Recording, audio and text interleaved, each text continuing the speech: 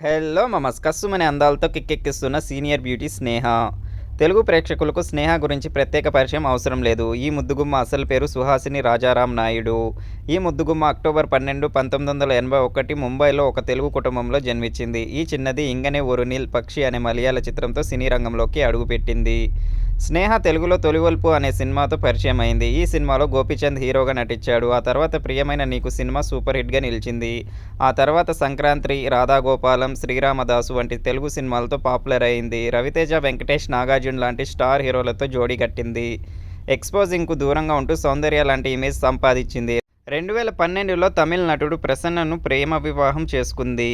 స్నేహ ఈ మధ్యకాలంలో సహాయక పాత్రల్లో నటిస్తుంది. అల్లు అర్జున్ హీరోగా నటించిన 'సన్ ఆఫ్ సత్యమూర్తి', రామ్ చరణ్ హీరోగా చేసిన 'వినయ విధేయ రామ' సినిమాల్లో సహాయక పాత్రల్లో మెరిసింది స్నేహ.